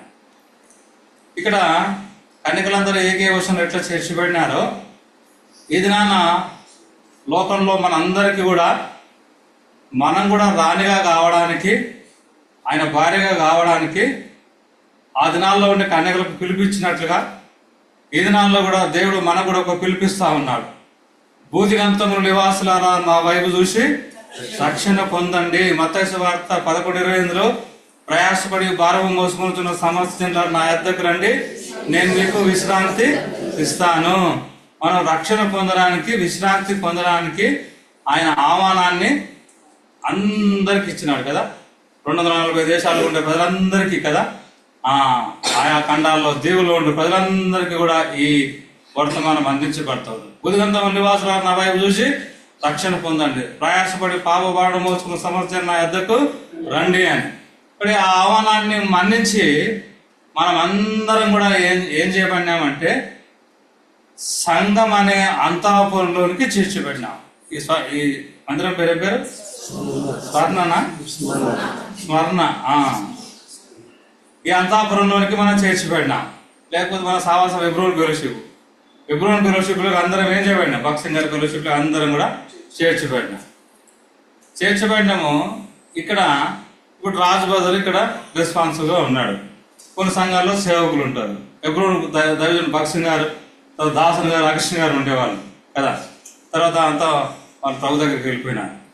అయితే వాస్తవంగా ఈ సంఘం అనే అంతఃపురంలో ఎవరు రెస్పాన్స్ అంటే ఈ ఏగే ఓషంలోనికి వాళ్ళు చేర్చిపెట్టినారు. అక్కడ కూర్చున్న అక్కడికి అంతఃపురంలో చేర్చిపెట్టిన కన్యకలు అందరూ కూడా కూర్చున్న నీకు నాకు సాదృశ్యంగా ఉన్నారు. ఏగేనేమో పరిశుద్ధాత్మ దేవునికి సాదృశ్యంగా ఉన్నాడు. ఆ రాజు ఏమో ప్రభువైన యేసుక్రీస్తు వారికి సాదృశ్యంగా ఉన్నాడు. ఇప్పుడు యేసుక్రీస్తు ప్రభు వారికి ఈ యొక్క సంఘానికి ఎవరు మధ్యవర్తిగా ఉన్నారంటే పరిశుద్ధాత్మ దేవుడు మధ్యవర్తిగా ఉన్నాడు. ఈయన ఏం చేస్తాడు పరిశుద్ధాత్మ దేవుడు అంటే, ఈయన నీతి విషయమై పాప విషయమై ఒప్పుదల కలుగజేసి ఈ కన్యక ప్రదానం చేయబడిన ఈ కన్యక మధ్యాకాశంలోనికి వెళ్ళి ఆ మధ్యాకాశంలో గొర్రెపిల్ల వివాహంలో పాల్పములు పొందడానికి ఈ ఏగే ఏం చేస్తుంటాడంటే, పరిశుద్ధాత్మ దేవుడు ఏం చేస్తున్నాడంటే సిద్ధపరుస్తూ ఉంటాడు. ఆయన ఏం చేస్తుంటాడు, సిద్ధపరుస్తూ ఉంటాడు. కాబట్టి ఈ లోకంలో ఉండే ఈ సంఘం అనే అంతఃపురంలో ఉండే ప్రదానం చేయబడిన ఈ కన్యక ఒక దినాన మధ్యాకాశంలోకి వెళ్ళి గొర్రెపిల్ల వివాహంలో పాల్పంపులు పొంది అక్కడ భార్యగా రాణిగా చేయబడతా ఉంది ఈ యొక్క సంఘము. కాబట్టి ఇప్పుడు సంఘం ఎలాంటి దినాల్లో ఉందంటే సిద్ధపాటు దినాల్లో ఉంది కదా. సంఘం ఇప్పుడు ఏం చేస్తుందంటే భార్యగా కావడానికి పెళ్లి కుమార్తెగా ఏం చేస్తుంది, పెళ్లిలో పాల్పంపులు పొందడానికి, వివాహంలో పాల్పంపులు పొందడానికి సిద్ధపడతా ఉంది. ఏం చేస్తా ఉంది, సిద్ధపడతా. ఎక్కడ సంఘం అనే అంతఃపురంలో సిద్ధపడతా. కాబట్టి ఇప్పుడు ఇవి ఏం తినాలంటే సిద్ధపాటు తినాలి. ఏదైనా పెళ్లిలో వచ్చిందంటే కొంతమందికి చాలా ఫుల్ గిరాకీ ఉంటుంది. ఎవరికి, బ్యూటీషియన్స్కి కదా. నేను బోరబండలో ఇక్కడ పక్కకి 3 సంవత్సరాలు సేవ చేసిన, దర్గాలో చేసినాను, తర్వాత బొల్లారంలో కూడా చేసినాను. ఎబ్రోన్లో దాదాపు నేను 33 years అయిపోయింది నేను సేవకు వచ్చి. ఎబ్రోన్లో దైవజనుడు భక్సింగ్ గారి దినాల్లో ఉన్నాం మేము ఎబ్రోన్లో. ఇక్కడ ఒక పెళ్లి చేసినాను, అంటే చాలా పెళ్లిళ్ళు చేసినాను బోరబండలో. ఒక పెళ్ళి అబ్బాయి ఏమో బోరబండ, అమ్మాయి ఏమో వరంగల్. మ్యారేజ్ రిజిస్టర్ రాసుకోవడానికి డీటెయిల్స్ రాసుకోవడానికి పెళ్లి కూతురు వచ్చింది. ఆమెకు ఒక విడిదిగా తెచ్చినారు, ఆమె అందులో సిద్ధపడతారు. అప్పుడు నేను ఉదయకాల సమయంలో పోయినాను. బాబు కొంచెం అమ్మాయితో మాట్లాడుతూ సార్ 10 నిమిషాలు అంటే, మరి పెళ్లి చేసి నేను ముందు రిజిస్టర్ రాసుకోవాలా, మీ సిద్ధపడ సంగతి తర్వాత అని చెప్తే ఒక్క 5 నిమిషాలు కూర్చొని పెట్టినారు. తర్వాత డోర్ ఓపెన్ చేసినాను. అక్కడికి వెళ్ళి చూస్తే ఒక 3 అమ్మాయిలు ఉన్నారు. ఒక టేబుల్ మీద అన్ని పెయింట్స్ అన్నీ ఉన్నాయి, బ్రష్లు ఉన్నాయి. ఇక ఆ అమ్మాయి కంటి రెప్పులకు, తర్వాత ఫేస్కి, చేతులకు అంతా చేస్తారన్నా. అమ్మాయి సూపర్ మంచి వైట్గా అయింది. తర్వాత పెళ్లి చేసినాను. పెళ్లి చేసిన 2 రోజుల తర్వాత పోయి చూస్తే మళ్ళీ ఉన్న కలర్ వచ్చేసింది. అసలు కలర్ పోయి మళ్ళీ ఉన్న కలర్ వచ్చేసింది. చెమట వస్తూ ఉంటుంటే పెళ్ళిలా కన్షిప్తో తుడుస్తూ ఉంటుంటే అంతా మనకి కనిపిస్తాం కదా. 1 అవర్కి 10,000 15,000 ఖర్చు పెడతారు. మొన్న ఒక పెళ్లి చేసిన 10 తారీఖు నాడు ఇంట్లో అంతా బ్యూటీ పార్లర్కి పోతే దాదాపు 70,000-80,000 అయిందంట. ఆయన ఫంక్షన్ హాల్ కంటే కూడా కదా, మా మ్యారేజ్ రిజిస్టర్లు కూడా అంత అని డబ్బులు ఇవ్వరు కదా, అన్ని ఖర్చులు పెడతా ఉంటుంటారు కానీ రిజిస్టర్స్ అసలు ఇవ్వరు కదా. వాళ్ళ పేదలు సార్ అది పెడతా ఉంటారు కదా. చచ్చిపోయిన దాకా ఉండేది మ్యారేజ్ సర్టిఫికేట్ కదా. నువ్వు ఎంత డెకరేషన్ చేసినా కొంతసేపు 1 అవర్లో ఏమైపోతుంది. ఎంత డెకరేషన్ చేసినా 1 అవర్లో డెకరేషన్కి 4 లక్షలు అంట. పెళ్లి డెకరేషన్ ఓన్లీ స్టేజ్కి 4 lakhs అంట. వైభవం నాకు అనిపించింది, పర్లోకంలో పెళ్ళి ఎట్లుంటుందా బాబు కదా, ఆ వైభవం ఎట్లా ఉంటుంది అనిపించింది కురపిల్ల వ్యవస్థ. కాబట్టి 1 గంట సేపటి కొరకు ఎంత ఖర్చు పెడుతున్నాం చూడండి, ఎంతో ఖర్చు పెడతాము. కాబట్టి ఇప్పుడు ఈ సంఘం అనే అంతాపురంలో మనం అందరం కూడా ఏకే వర్షంలో ఉన్నాము. మనం అందరం కూడా ఏమంటే ఆ గొర్రెపిల్లి వ్యవస్థ కొరకు, మధ్యాకాశం కొరకు మనం అందరం కూడా ఏం చేయాలో సిద్ధపడాలి. ఎవరు సిద్ధపరుస్తారు? పరిశుద్ధాత్మ దేవుడు సిద్ధపరుస్తాడు. అయితే ఈ విచారకర విషయం ఏంటంటే ఈ దినాల్లో సంఘము అనేది పరిశుద్ధాత్మ దేవుడు ఉన్నాడనే విషయాన్ని మర్చిపోతున్నారు. పరిశుద్ధాత్మ దేవుడు ఉన్నాడనే సంగతి మర్చిపోతా ఉన్నారు. ప్రయాసపడి భారం మోసుకున్న సముద్ర నా దగ్గర రండి, భూదిగంత నివాసాన్ని రక్షణ పొందండి, ఆ పిలుపుని అందుకొని ఇక్కడికి వచ్చినాము కానీ పరిశుద్ధాత్మ దేవుడు ఉన్నాడు అనే సంగతిని మర్చిపోయిన వారుగా ఉంటూ ఉన్నారు. కానీ వాళ్ళందరూ ఎట్లా సిద్ధపడుతున్నారంటే, లోకంలో ఎట్లా వారు సిద్ధపడుతూ ఉంటారో ఇక్కడ కూడా అట్లే సిద్ధపడుతూ ఉన్నారు కదా. లోకంలో ఎట్లా సిద్ధపడుతూ ఉంటారో ఇక్కడికి వచ్చిన తర్వాత కూడా లోకానుసారంగానే సిద్ధపడుతూ ఉంటూ ఉంటారు. అక్కడ ఉంటున్న కన్యకులందరూ కూడా 6 మాసాలు సుగంధ ప్రేమలతో 6 మాసాలు ఇంకా వేరు వేరు పరిమళ క్రియలతో సంవత్సరం కాలం పాటు వాళ్ళు సిద్ధపడుతూ వచ్చినారు కదా. ఎంసెట్ రాయాలంటే, నీట్ రాయాలంటే సంవత్సరం కాలం కోచింగ్ తీసుకున్నట్లుగా వాళ్ళు కూడా సంవత్సర కాలం అక్కడ ఉన్నారు. కానీ ఈ సంవత్సరం కాలంలో చూస్తే వాళ్ళ సొంత విధానంలో వాళ్ళు సిద్ధపడుతూ వచ్చినారు. కొంతమంది ఏమనుకున్నారంటే నాకు మంచి క్వాలిఫికేషన్ ఉంది, క్వాలిఫికేషన్ నాదే, బట్ నా క్వాలిఫికేషన్ బట్టి నన్నే రాజుగా చేసుకుంటున్నాను. కొంతమంది అనుకుంటారు నేను చాలా అందగత్యాను కదా, ఇండియా బ్యూటీ నేను కాబట్టి నన్నే చేసుకుంటున్నాను. కొంతమంది ఏమనుకుంటారు చాలా ఆస్తి ఉంది, నా ప్రొఫైల్ చూస్తేనే నా ఆస్తిని బట్టి. నిన్న ఒక వాట్సాప్లో చూసినాను, రాజకీయ నాయకుల్లో ఎవరు ధనవంతులు అని. మన తెలంగాణలో ఎవరంటే సేవల ఎంపీ ఉన్నాడు, 4,000 కోట్లు ఉన్నదంట, ఆయన 4,500 కోట్లు ఉందంట. చూడండి, ఆ రాజగోపాల్ రెడ్డి ఉన్నాడు ఆ నెక్స్ట్ లిస్టులో, రాజగోపాల్ రెడ్డి. అట్లా కొంతమంది ధనవంతుల లిస్టు ఆ వాట్సాప్ ఒకటి పెట్టినాడు. అట్లా నేనే చాలా ధనం ఉంది కాబట్టి నా ధనాన్ని బట్టి నన్నే ఇష్టపడతానని కొంతమంది అనుకొని ఉంటారు. కొంతమంది ఏమంటే నాకు హై రికమెండేషన్ ఉంది, నా రికమెండేషన్ బట్టి నన్నే రానిగా చేసుకుంటానని వాళ్ళు అనుకొని ఉంటారు కదా.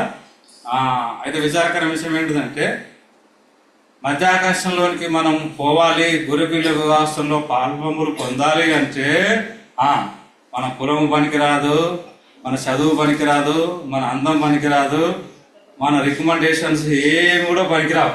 అక్కడ నో రికమెండేషన్. ధనవంతుడు పాతరంలో ఉండి భూమి మీద ఉండే తన సహోదరుల కొరకై అబ్రహాంతో విజ్ఞాపన చేస్తా ఉన్నాడు, లాదును పంపు, వాళ్ళు నాలాగా తిండిపోతులే కదా, నాలాగా ప్రభుని ఎరగని వాళ్ళే, మారు మనసు పొందలేదు వాళ్ళు మారు మనసు పొందడానికి మనం పంపంటే నో. అక్కడ మోషే, ఆయన ప్రవక్తలు, ఆయన శిష్యులు ఉన్నారు, వాళ్ళు చెప్తే చాలు, వాడు వింటే మారు మనసు పొందితే మరి నువ్వుండే స్థలం తప్పించుకొని మేముండే స్థలానికి వస్తాడు, కానీ నీ ప్రార్థన అంగీకరించబడదు. కాబట్టి పరలోకానికి పోవాలంటే నో రికమెండేషన్. తల్లి మారు మనసు పొందుతూ కొంగు పట్టుకొని పిల్లలు పోతామనడానికి లేదు కదా. భర్త మారు మనసు పొందితే భార్య కూడా పోతానడానికి వీలు లేదు కదా. రక్షణ అనేది వ్యక్తిగతమైంది. భార్య పొందితే భార్య, పిల్లలు పొందితే పిల్లలు, భర్త పొందితే భర్త. కాబట్టి ఈ మధ్యాహ్నకాల సమయంలో ప్రశ్న ఏమంటే రికమెండేషన్స్ మన కలిగిన స్థితిగతులు ఏవి కూడా అక్కడికి పోవడానికి మనకు సహాయం చేయవు. యోబు గ్రంథంలో రాయబడి ఉంది, నీ ఇష్ట వస్తువు ఏది కూడా నిన్ను ఏం చేయదంటే రక్షించనేరదు అని యోబు గ్రంథంలో రాయబడింది. నీ ఇష్ట వస్తువు చేత నువ్వు రక్షణ పొందలేవని రాయబడింది.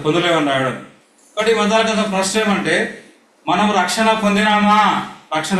కాలము సంపూర్ణమైనది, దేవుని రాజ్యం సమీపించినది.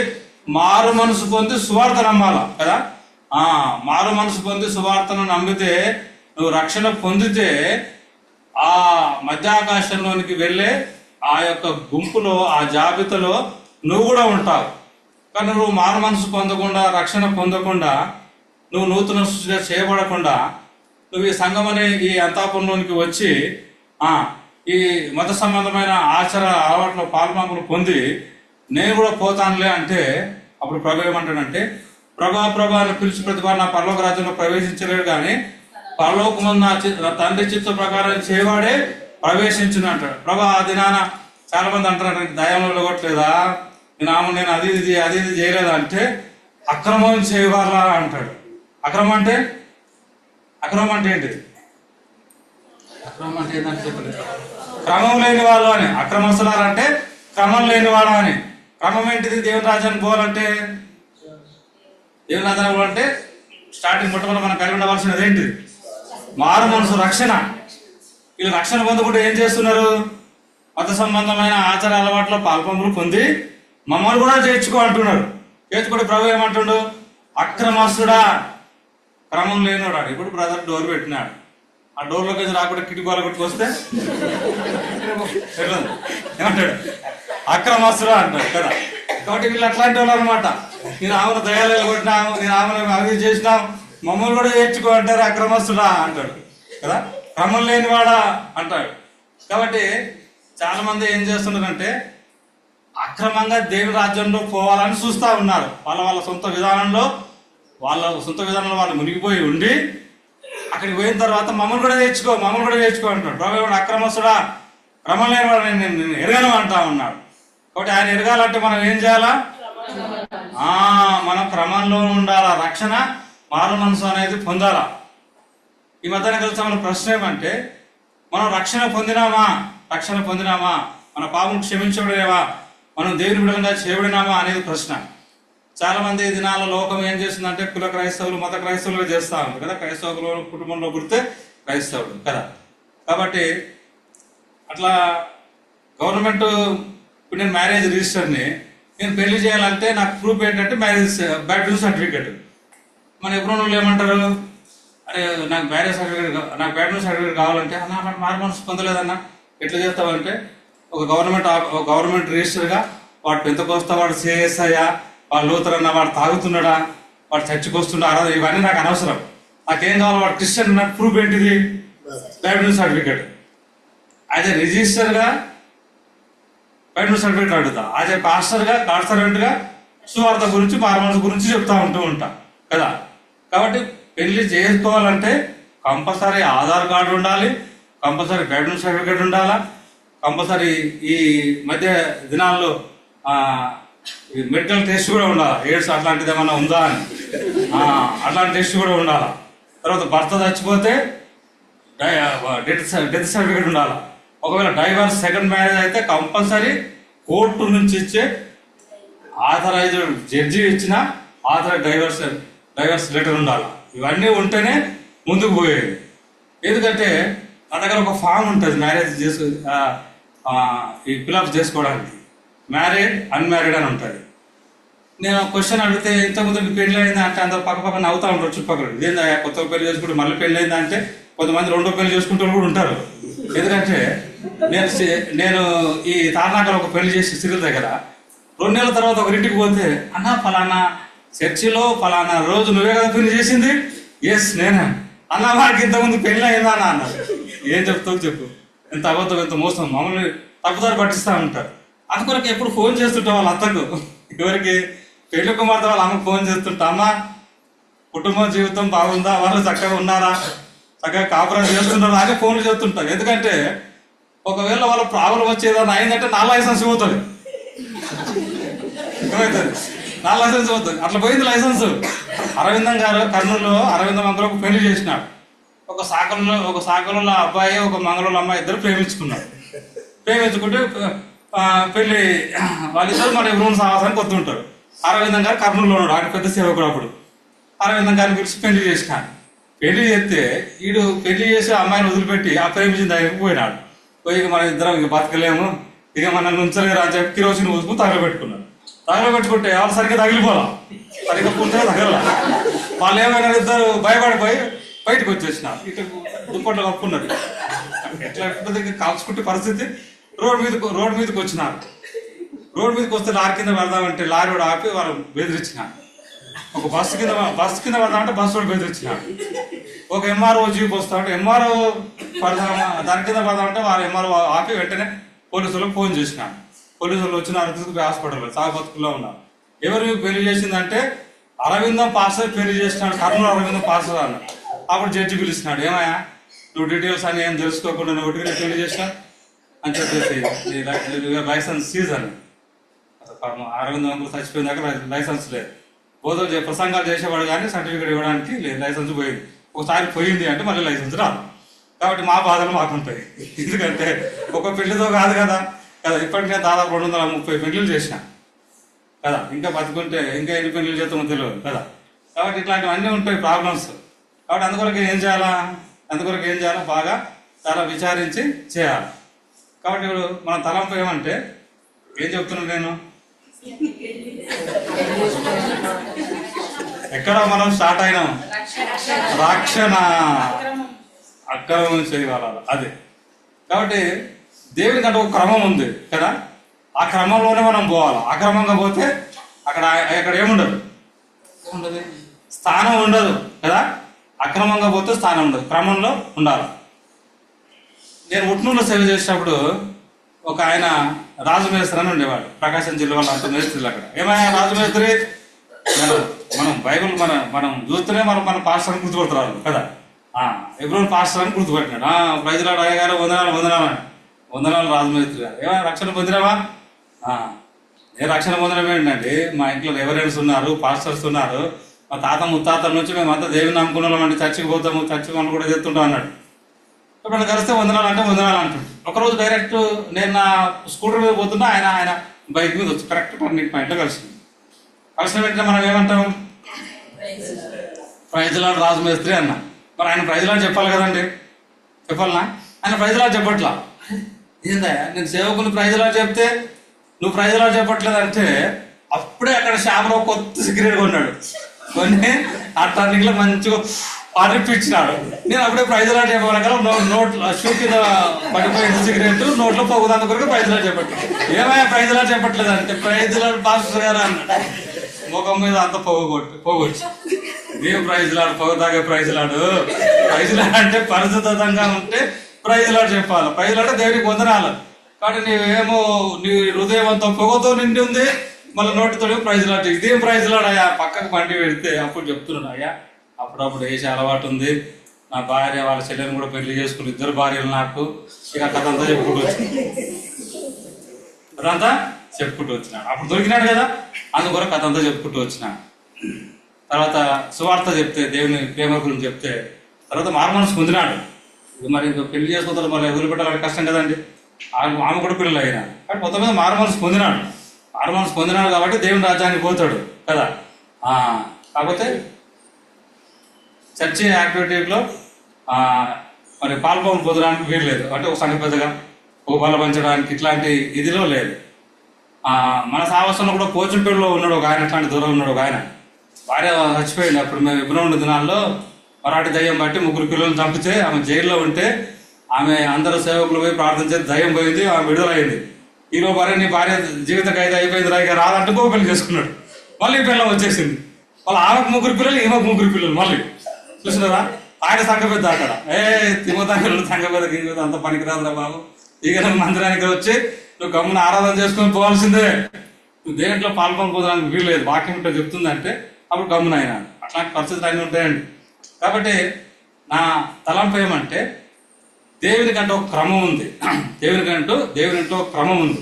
ఇప్పుడు ఆ క్రమానికి మనం ఏం చేయాలా, విధేయత చూపించాలి. కానీ మనం ఇష్టం వచ్చినట్టుగా మన కుల పద్ధతులు, మన ప్రాంత పద్ధతులు, మన ఆచారాలు, మన అలవాట్లు ఇవన్నీ కూడా తీసుకొచ్చి సంఘంలో రుద్దొద్దండి కదా.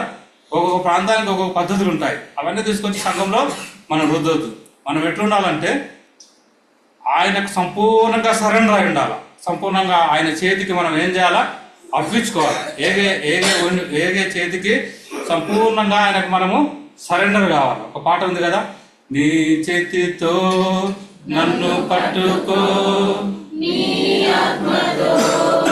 నన్ను నడుపు, శిల్పి చేతిలో శిలను నేను, అనుక్షణము నన్ను చెక్కుము, శిల్పి చేతిలో శిలను నేను, అనుక్షణము నన్ను చెక్కుము.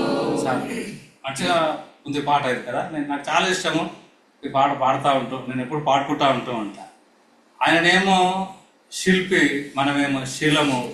కాబట్టి ఆయన చేతిలోనికి మనం వెళ్ళి క్రిస్మస్ గుడ్ ఫ్రైడేకి కాదు కదా, ఏదో ఆదివారం కాదు కదా, అనుక్షణము ఏం చేస్తుండాలంట? చెక్కుతూ ఉండాలి. ఆ చెక్కితేనే సరైన రూపం వస్తూ ఉంది. ఒకవేళ ఆయన చెక్కకపోతే మనకు రూపము రాదు.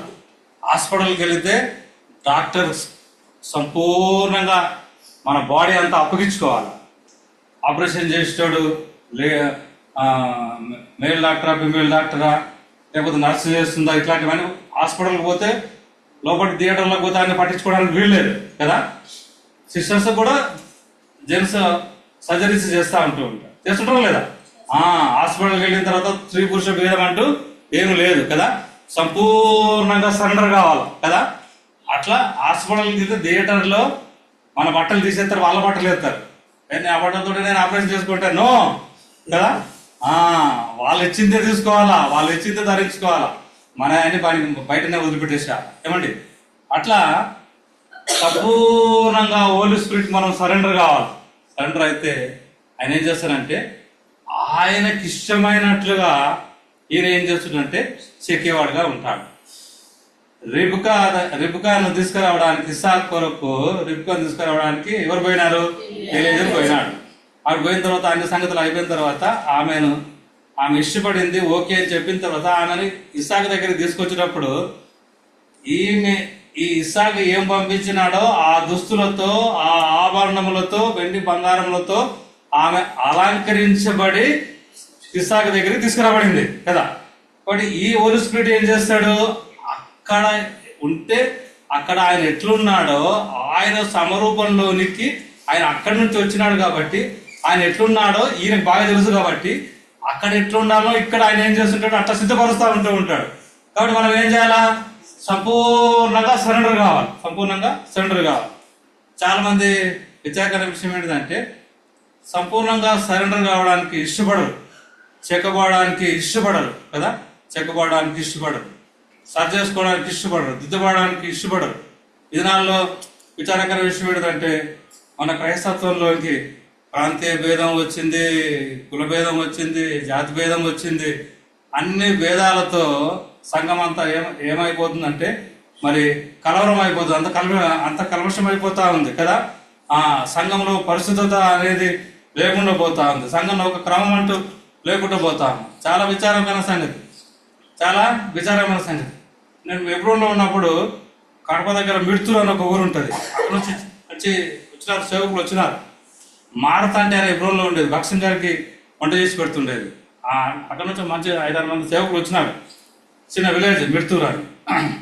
అక్కడికి ఎబ్రోన్ నుంచి వాళ్ళతో పోయినాం. ఊరు బయట ఒక మందిరం ఉంది, ఊరు మధ్యలో ఒక మందిరం ఉంది. వార్త చేస్తుంటే అప్పుడు ఒక యవనస్తుని పిలిచి అడిగినా, ఇదేంద్రా వాక్యాలు ఇక్కడ సేమ్ ఉన్నాయి మన మందిరం లాగానే, అక్కడ కూడా సేమ్ వాక్యాలు ఉన్నాయి, అది మన మందిరమే అనిపిస్తుంది, ఇది మందిరమే అనిపిస్తుంది, ఏంద్రా ఇంత చిన్న ఊళ్ళో 2 మందిరాలు అంటే అంకుల్ మీకు తెలియదా అన్నాడు. ఏంద్రా నాకు తెలియదు అంటే అంకుల్ అది 2 రోజులు ఇది 3 రోజులు అన్నాడు. అర్థమైంది నా భాష? ఆ పాపకు అర్థం కాల. అది 2 రోజులది ఇది 3 రోజులు అన్నాడు. క్యాష్ అనమాట. అప్పుడు నేను చాలా ఆశ్చర్యపోయినా. ఒకటే సావాసము అంటే కుల ప్రాతిపదిక మీద కదా. ఈ దినాల్లో సినిమాల్లో 4 షోలు ఉన్నట్టు ఈ సతీష్ కుమార్ అక్కడక్కడ 4 షోలు ఉన్నాయి. కదా, ఆరాధన షోలు కూడా అయిపోయినాయి. ఫస్ట్ వర్షిప్, సెకండ్ వర్షిప్ ఉందా లేదా, అట్లా అయిపోయినాయి కదా. నేను భక్సింగారుల దినాల్లో మారుమనసు పొందిన దాదాపు 3 కాన్కేషన్లు చూసినా. 3 కాన్కేషన్, ఒక తమిళ్లో ఆరాధిస్తే, ఒక కన్నడలో ఆరాధిస్తే, ఒక తమిళ్లో ఆరాధిస్తే, ఒకటి మరాఠీలో, ఒకటి హిందీలో, ఒకటి గుజరాత్లో, ఒకటి నేపాలీలో, ఒకటి ఇంగ్లీష్లో, ఒకటి తెలుగులో. పరలోకం లాగా ఉండేది కదా. ఇంగ్లీష్, హిందీ, తెలుగు 3 భాషల్లో వాక్యం, పాటలు, పరలోకం దిగొచ్చిందన్నట్లుగా ఉండేది. ఇప్పుడు చూస్తే మత ప్రాంతీయ ప్రాతిపదిక, కుల ప్రాతిపదిక మీద, భాష ప్రాతిపదిక మీద ఆరాధనలు జరుగుతూ ఉంటూ ఉన్నాయి. కాబట్టి ఎంత విచారకర విషయం ఏంటంటే, అక్కడ పరిశుద్ధాత్మ దేవుడు ఉంటాడా, అక్కడ ప్రభు సంతోషం ఉంటుందా, ప్రభు ఆనందించగలుగుతాడా అంటే దినాల్లో అలాంటి పరిస్థితులు సంఘాల్లో మనం చూడట్లేదు. చాలా విచారకరమైన దినాల్లో మనం ఉన్నాం, చాలా విచారకరమైన దినాల్లో ఉన్నాం. పరిశుద్ధాత్మ యొక్క నడిపింపు అనేది దినాల్లో కనబడట్లేదు. మనుషుల స్వయం స్వార్థం, మనుషుల ఆలోచన చొప్పున దినాల్లో మరి కొనసాగుతూ ఉంటూ ఉన్నారు. ఆయన వచ్చే సమయానికి ఈ భూలోకంలో ఉండే ఈ సంఘము ఆయన చేత సిద్ధపరచబడుతూ ఉండాలి. అట్లా మనం సిద్ధపడుతున్నామా, లేకపోతే మన కోరికలు, మన ఆలోచనలు, మన ఇష్టం మనం నెరవేర్చుకుంటున్నామా అనేది ప్రశ్న. సంవత్సర కాలం అయిన తర్వాత రాజు ఉండే అంతఃపురంలో నుంచి, ఏగే ఉండే అంతఃపురం నుంచి రాజు ఉండే అంతఃపురంలోనికి కన్యకలందరూ పోవాలి. పోయే సమయం ఆసన్నమైంది. అప్పుడు ఒక షరతు పెట్టినాడు రాజు. ఏమంటే, ఈ 12 మాసాల్లో ఏ అలంకరణ ఆమెకు ఇష్టంగా ఉంటుందో అది అలంకరించుకోమన్నాడు. అది 13వ వచనంలో రాయబడింది. ఏ అలంకరణ ఇష్టమో ఆ అలంకరణ అలంకరించుకొని పోవాలన్నాడు. ఇప్పుడు 12 మాసాలు అయిన తర్వాత ఇప్పుడు ఒక్కొక్క స్త్రీ, ఒక్కొక్క అమ్మాయి ఆ రాజు నేతాంలో పోతారు. ఇక్కడ నుంచి అక్కడికి పోతా ఉన్నారు. రాజు ఆమెను చూడాలా, ప్రేమించాలా, పేరు పెట్టి పిలిస్తేనే కానీ అక్కడికి రాజకపోవడానికి వీల్లేదు. నెక్స్ట్ అంటా ఉన్నాడు. కానీ ఒక అమ్మాయిని ప్రేమించట్లు, ఒక అమ్మాయిని పేరు పెట్టి పిలవట్లు, అందరూ వెళ్ళిపోతా ఉన్నారు. విచారంతో, దుఃఖముఖంతో వెళ్ళిపోతా ఉన్నారు. 12 మాసం సిద్ధపడినారే, ఏ ఒక్క అమ్మాయిని పిలవట్లేదే, ఏ ఒక్క అమ్మాయిని ప్రేమించట్లేదని చాలా నిరాశతో పోతున్నారు. అయ్యో, నా రికమెండేషన్ నమ్ముకుంటునే, నా అందాన్ని నమ్ముకుంటునే, నా క్యాష్ నమ్ముకుంటునే, నా డబ్బులు నమ్ముకుంటునే, అయ్యో ఎంత దుఃఖము, విచారంతో అందరూ వెళ్ళిపోతారు కదా. ఒక ఆమె కూడా పేరు పెట్టి పిలవట్లా. అయితే ఎస్తేర్ విషయానికి వచ్చే వరకు ఎస్తేర్ రానయ్యింది. ఎందుకు రానయ్యింది, మిగతా వాళ్ళు ఎందుకు రానేది కాదంటే, ఎస్తేర్ 2 మంచి విషయాలు ఉన్నాయి. ఒకటి ఏంటంటే, వంతు వచ్చే వరకు ఆలస్యం చేసింది.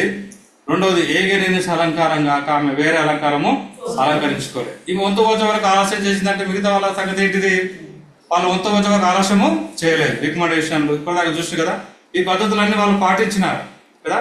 వాళ్ళు వంతు వచ్చే వరకు ఆలస్యం చేయలేదు. వంతు వచ్చే వరకు ఆలస్యం చేయాలంటే చాలా ఓపిక, సహనం అనేది అవసరం కదా. బస్ స్టేషన్కి, రైల్వే స్టేషన్కి పోతే లైన్లో నిలబడాలి. ఒకవేళ పోయి మధ్యలో దూరితే, మేమంతా పిచ్చోళ్ళమా, నీ కూడా నిలబడినాలో, మధ్యలో దూరుతా ఉన్నావు, నువ్వే ట్రైన్ ఎక్కే, మేము ఎక్కమా ట్రైన్ అంటాం కదా. కాబట్టి లైన్లో నిలబడాలి అంటే, వంతు వచ్చే వరకు ఉండాలంటే చాలా ఓపిక, సహనం అనేది అవసరం కదా. ఆయన బలిష్టమైన చేతులకు దీన మనసులో అయింటుడి, ఆయన తగిన సమయం మిమ్మల్ని హెచ్చించినట్లు అని. కాబట్టి ఆయన బలిష్టమైన చేతికి దీన మనసులుగా ఉంటే ఆయన మనల్ని హెచ్చిస్తాడు. ఒకవేళ నాకు అన్ని తెలుసా అని అనుకుంటే ఏం లాభం లేదు కదా. నేను ఎప్పుడో అది ఇక్కడే ఇబ్రాహిం అంటే, నాది రాయలసీమ భాష, కొంత తెలంగాణ భాష, కొంత ఆంధ్ర భాష ఉంటుంది. ఎందుకంటే నాది ఇక్కడ హైదరాబాద్ నాగార్జున సాగర్ రోడ్లో ఉంటుంది. మా భార్యది రాయలసీమ, అనంతపురం జిల్లా. మనం గురువులో ఉన్నాం, అన్ని ప్రాంతాలు తిరుగుతుంటాం. కానీ కొంత భాష అట్లా ఇట్లా ఉంటుందండి. మరి మీకు ఇట్లా అర్థమవుతుందో కానీ భాష ప్రభావం కొంచెం అట్లా ఉంటుంది. ఏం చెప్తున్నా,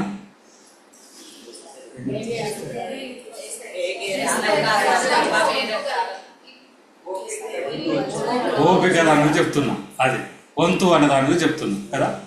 వంతు వచ్చే వరకు ఆలస్యం చేయాలని. వంతు వచ్చే వరకు ఆలస్యం చేయాలంటే చాలా ఓపిక అనేది అవసరం. నేను ఎబ్రోన్లోనే రక్షించబడినాను. బైబిల్ కాలేజీకి పోయినాను. బైబిల్ కాలేజ్ చేస్తే బాగుంటుంది అని బైబిల్ కాలేజీలో ఉండి అక్కడ ఒక పాస్టర్గా ఉన్నాను. ఒక చర్చి రేడియో విశ్వంలో చేసిన నేను కూడా, జోషి గారి, అబ్రహం వేసల్ గారితో పాటు నేను కూడా విశ్వంలో కొంతకాలం చేసినాను పాస్టర్గా. నాకు థియాలజీ స్టడీస్ ఉన్నాయి, రెవరెండ్ ఉంది, తర్వాత మ్యారేజ్ రిజిస్ట్రేషన్ అన్నీ ఉన్నాయి. అయితే నేను ఎప్పుడో సావాసంలో ఉన్నాను కాబట్టి అక్కడ నేను ఉండలేకపోతున్నా. మన దగ్గర ఉండే పద్ధతికి అక్కడ పద్ధతి వేరుగా ఉంటుంది. కాబట్టి ప్రార్థన చేస్తూ వచ్చిన. ప్రార్థన చేస్తే దేవుడు నువ్వు ఎక్కడ సమయం నూనె పోసిదువో, నాకు ఎక్కడ మొక్కుబడి చేసిదువో ఆ బేదేరు దేవుడిని నేనే, నువ్వు లేచి ఈ దేశం వదిలిపెట్టి నువ్వు పుట్టిన దేశానికి బేదేలకు వెళ్ళమని. మన బేదేలు ఏంటిది ఎబ్రోన్. కాబట్టి ఎబ్రోన్కి వచ్చిన. ఎబ్రోన్కి వచ్చిన వెంటనే అప్పుడు నా డ్యూటీ ఏంటంటే అగస్టిన్ గారు, అప్పుడు ఆ దినాల్లో అగస్టిన్ గారు ఉన్నాడు, ఆస్పేయ, తర్వాత సాంసన్ బ్రదర్ వాళ్ళ బావ ఎలియాజర్ బ్రదర్, వీళ్ళంతా మాకు లీడర్స్ అనమాట.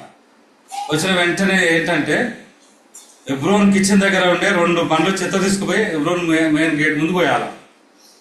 డైనింగ్ టేబుల్ 3 సార్లు ఉడవాలి, చర్చ్ స్టెప్ స్టాండ్లో ఉండాలి, బాత్రూమ్లు కడగాలి. ఇట్లా 6 మాసాలు చేసిన. ఎన్ని మాసాలు? 6 మాసాలు. లెట్రిన్ బాత్రూమ్లు కడగాల, అందరు తిన్నదాకా ఉండాలా, కబకబ తినేసి వెళ్ళిపోదామని లేదు. అందరు తిన్న తర్వాత శుభ్రంగా ఊడవాలా, డైనింగ్ హాల్ గడవాలా, తర్వాత ఎబ్రోన్ అంతా కడగాల, బాత్రూమ్లు కడగాల. వర్షాకాలం వచ్చిందంటే చెప్పుల స్టాండ్ ఉంటే ఇట్లా తీసి పెడతా ఉంటే ఈ శరీరం ఏమైపోతుంది, మాట్లాడదే ఉరికి అయిపోతుంది. తెల్ల బట్టలు వేసుకొని ఉంటే చెప్పులు పెడతా ఉంటే తీస్తా ఉంటే మళ్ళా మేముంటే దినాల్లోనే ఆ ఎబ్రోన్ ఇంకా మీరు ఆ లోపలికి పోతే కిచెన్ ఉంటుంది కదా, ఆ కిచెన్ తర్వాత ఆ జనరేటర్ రూమ్, ఎబ్రోన్ ముందు ఆ సిసి రోడ్లు, లోపల మిస్టర్స్ క్వార్టర్స్, పోతే సండే స్కూల్, అవన్నీ మేముండే దినాల్లోనే కట్టబడినాయి. ఎర్మోన్ గేటు, పెద్ద గేట్ ఉంది కదా ఇప్పుడు, అది అవన్నీ మేముండే దినాల్లోనే కన్స్ట్రక్షన్స్ అయినాయి. పొద్దున్న లేస్తే సాయంకాలం వరకు ఈ కన్స్ట్రక్షన్లు, వాళ్ళు సువార్తలు, ఒకటి చచ్చిపోతే ఇద్దరు చచ్చిపోతారు ఎబ్రోన్లో. ఒకటి చచ్చిపోయారంటే వెంటనే 2 సమాధులు ఉంటాయి. రాత్రి అంతా సింగింగ్, ఇక చూసుకో ఎట్లా ఉంటుంది. నీళ్ళల్లో తీసి గుడ్డను అట్లా పిండితే ఎట్లా ఉంటుంది అట్లా ఉండేది అనమాట. ఇట్లా శరీరం పట్టుకుంటే పచ్చి పుండు అనమాట. అట్లా ఉండేది. చేతిలో కానీ బొగ్గలు ఆ గుంతలు చదువుతూ ఉంటే మాకేం అలవాటు లేదా, ఏదో ఎట్లుంటుంది. ఆ ముందే పాస్టర్ పని చేసి వస్తే మంచిగా గౌన్ వేసుకొని మంచిగా స్టేజ్ మీద కూర్చుంటే అటెండర్స్ వాళ్ళు ఉంటే అన్ని ఏర్పాట్లు చేస్తే ఒకటిగా ప్రసంగం చేసేదే ఉంటుంది విషయం చర్చిలో. ఇట్లాంటి పనులన్నీ ఉండేవి. కాబట్టి వచ్చిన కొత్తలో అనిపించింది, ఎవరే పాస్టర్ పనే బాగుండే కదా నాయన, ఈ ఎత్తిపోయడం, కడగడం, దూడడం. ఎబ్రోన్ ట్రైనింగ్ అయినంటే ఎబ్రోన్ విశ్వాసం. నేను అక్కడ మా ఊరు నుంచి ఇక్కడికి వస్తుంటుంది. ఇప్పుడు అప్పుడే వద్దురా నా ప్రైజ్లాడు అని అంటాడు. అప్పుడే ప్రైజ్లాడు అక్క. ఇక చూసుకో పరిస్థితి ఎట్లా ఉంటుంది కదా. కానీ 6 మాసాలు ఆ ఎబ్రోన్లో భక్సింగ్ గారు ఒక వాక్యం రాయించారు, ప్రభునందు మీ ప్రయాసం వ్యర్థం కాదని ఎరిగి ఎప్పుడు నువ్వు కథల వస్తువుల్లో ఇల్లుడు అని రాసి ఆ వాక్యం చదివి ఆదరించబడ్డాడు. ప్రార్థన చేసుకుంటాడు. 6 మాసాల తర్వాత ఒక బ్రదర్ ఎంబడి, నాకంటే చిన్నోడేవాడు, ఆయన ఎంబడి అస్టేట్గా పంపించినాను. ప్రసంగం చేయడానికి కాదు, పుట్టిగా అస్టేట్గా పంపించినారు. ఎన్ని నెలలకు? 6 మాసాలకు. ఈయన రెవరెండ్ కదా, ఆయన పాస్టర్ బైబిల్ కాలేజ్ చదివి వచ్చినాడు, ఈయన చర్చని పంపించిన ప్రసంగం చేస్తాడు, ఈయన సంఘాన్ని పంపిస్తామని లేదు. 5 సంవత్సరాలు ఎబ్రోన్లో ఉన్నాను. 5 సంవత్సరాలు ఎబ్రోన్లో ఉన్నాను. 6 మాసాల తర్వాత అసిస్టెంట్గా పోయినాను. 7వ మాసంలో వెంటనే ప్రమోషన్ వచ్చింది. బొలారం సేవకుడు కావాలా. ఒక బ్రదర్ సుబుదేన్ ఉండేవాడు, ముసలాయన, మీకు తెలుసుంటేది. సుబుదేన్ తెలుసా బ్రదర్? సుబుద్ధి బ్రదర్, నేను ఇద్దరం కలిసి బొలారం పోయినా. బొలారం ఆ దినాలు 150 మంది గ్యాదర్ అయ్యేటోళ్ళు. చూడండి, అక్కడ నుంచి ఆలగడ్డ పోయినాను. మళ్ళీ అక్కడ నుంచి ఎబ్రోన్ అగస్టిన్ గారి దగ్గరనే ఉండేవాడిని. అగస్టిన్ గారి దగ్గర పర్సనల్ అసిస్టెంట్గా అగస్టిన్ గారి దగ్గర ఉన్నాను. నేను ఎందుకు చెప్తున్నానంటే, ఆయన బలిష్టమైన చేతికి దీన మనసులో ఉంటే దేవుడు ఏం చేస్తాడు? తగిన సమయం అందు హెచ్చిస్తాడు. తగిన సమయం హెచ్చించాలంటే ఇవన్నీ పరిస్థితులు గుండా, ప్రాసెస్ గుండా వెళ్తూ ఉండాలి. నాకు అంత చదవచ్చు, నాకు పాటలు వచ్చు, నాకు అదవచ్చు, ఇదవచ్చు, ఇంతకాలం నేను వాడుకోవట్లేదు అంటే తగిన సమయం అందు వాడుకోవడం అంటే ఏం చేయాలి? ఓపికతో ఉండాలి. ఇందులో చాలా మందికి ఓపిక ఉండదు కదా. అప్పుడే వస్తారు అప్పుడే కావాలంటారు, అప్పుడే వస్తారు అప్పుడే కావాలంటారు. లోన్ పరీక్ష పరిశోధన గుండా తీసుకెళ్తే తగిన సమయం వచ్చినప్పుడు దేవుడు ఏం చేస్తాడు? వాడుకుంటాడు. దావీదు గొల్యాతు దగ్గరికి యుద్ధానికి పోవడానికి ముందు ఆయన గొర్రెల కాపరిగా ఉన్నాడు, సింహాన్ని చంపినాడు, ఎలుగుబడిని చంపినాడు. కానీ నేను ఇవన్నీ చేసినాను చెప్పాల. సమయం వచ్చినప్పుడు చెప్పినాడు, యుద్ధానికి పోయినాడు, దేవుని నామాన్ని మహిమపరుస్తూ వచ్చినాడు. ఆయన చంపినట్లుగా తల్లిదండ్రులకు కనీసం వాళ్ళ సహోదరులు కూడా, ఊరిలో కూడా చెప్పలేదు. తగిన సమయం వచ్చినప్పుడు చెప్తూ వచ్చినాడు. కాబట్టి అట్లా మన జీవితంలో కూడా వంతు వచ్చే వరకు ఓపికతో ఉంటే తగిన సమయం అందు దేవుడు హెచ్చిస్తాడు. కాబట్టి మన జీవితంలో ఓపికతో ఉన్నప్పుడు దేవుడు మనను తగిన సమయంలో ఆయన హెచ్చించేవాడుగా ఉంటాడు. కాబట్టి ఈమె ఓపికతో ఉంది, వాళ్ళందరినీ గమనిస్తూ ఉంది. కులాన్ని బయట పెట్టుకోలేదు, చదువును బయట పెట్టుకోలేదు, ఏమి బయట పెట్టుకోలేదు. మౌనంగా ఏగే చెప్పినట్లుగానే ఆమె నడుస్తూ ఉంది. తర్వాత ఏగ నిర్ణయించిన అలంకారం కాక వేరే అలంకారం అలంకరించుకోలేదు. ఏగ నిర్ణయించిన అలంకారం ఏంటిది అంటే మన వేషగ్రంథంలో రాయబడుతుంది కదా, పెళ్లి కుమార్తె అన్నమాట రక్షణ వస్త్రములతో నీతి వస్త్రములతో ఆయన నన్ను ధరింపజేసిన అనమాట. చదవండి ఎవరు అన్నమాట. యెషయా గ్రంథం ఆ మాట చదువుకొని ముగించుకుందాం. యెషయా గ్రంథము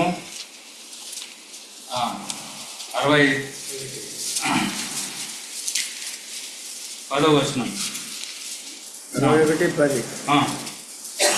శృంగారమైన బాధ ధరించుకున్న పెళ్లి కుమార్తె రీతిగా ఆభరణతో అలంకరించుకున్న పెళ్లి కుమార్తె రీతిగా ఆయన రక్షణ వస్తువులు నాకు నీదైన భయపడి నాకు ధరింపజేసినాడు. కాబట్టి ఏగే ఎవరి మనిషి?